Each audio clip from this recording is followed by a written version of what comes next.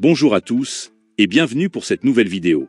Au programme du jour, nous allons revenir sur l'actualité autour du FC Barcelone avec notamment Joan Laporta, qui pour les prochains mercatos envisage de faire un gros coup médiatique afin de s'assurer une nouvelle réélection à la tête du club.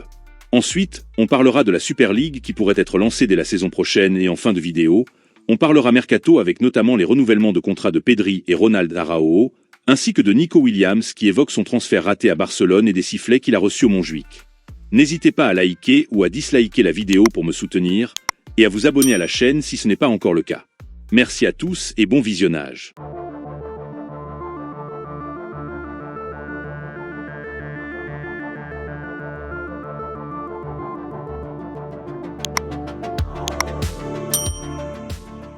Joan Laporta souhaite faire une signature médiatique avant la fin de son mandat.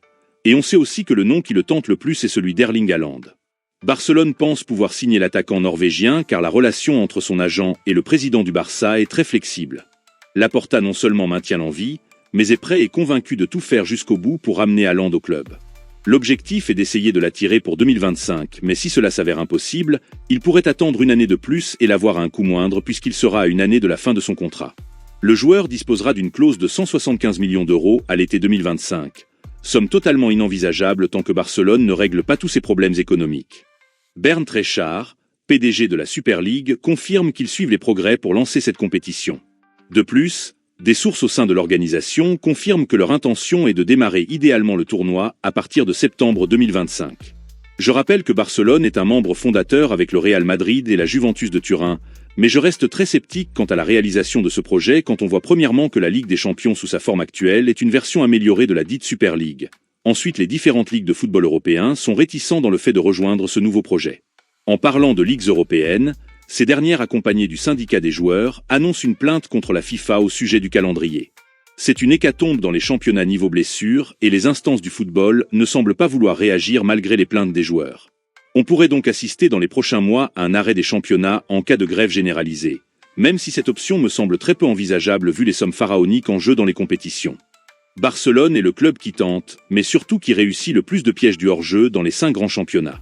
On totalise déjà 62 hors-jeu réussis, suivi par Brighton qui en compte 31 et Fulham qui en a réussi 27. Les travaux continuent au Spotify Camp Nou et l'aspect final des sièges devrait ressembler à ceci lors du retour dans quelques mois. Le stade rouvrira avec une capacité de 62 000 places et atteindra son seuil maximal de 105 000 places lors de la saison 2026. Luis de la Fuente, le sélectionneur de l'équipe d'Espagne, s'est encore exprimé sur la situation de Lamine Yamal et son départ prématuré du rassemblement avec l'équipe. J'ai demandé à Lamine s'il était à 100%, il m'a dit non et je lui ai dit d'aller se reposer.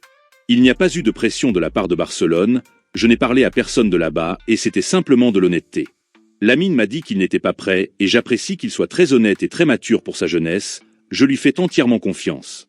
Barcelone a commencé à contacter les agents pour renouveler les contrats de Gavi, Pedri et Ronald Araujo, car leur contrat expire en 2026 et le club les considère comme des éléments clés du projet. Le renouvellement de Pedri n'a pas atteint un stade avancé, mais il y a une grande confiance en cela car le club se rend compte que la décision appartient au joueur qui veut rester. Araujo, quant à lui, a commencé à être attiré par le projet Flick. Le joueur, lors de ses conversations avec le club, a déclaré que le plus important pour lui était le projet sportif.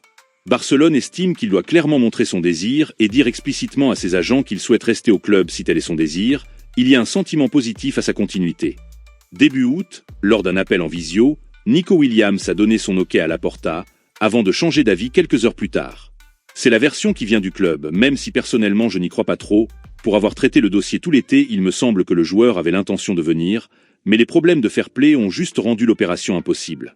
Interrogé sur les sifflets à son encontre lors de notre match face à Bilbao, il a répondu ceci. J'ai été surpris pour être honnête, mais je n'y ai pas accordé beaucoup d'importance car il est normal de recevoir des sifflets quand on va au stade adverse. Mais cette fois-ci, c'était dirigé contre moi personnellement. Ce n'est pas grave. Je pense que c'est amusant tant qu'il n'y a pas d'insultes. Les supporters qui vous huent, c'est ça le football et ça ne me pose aucun problème.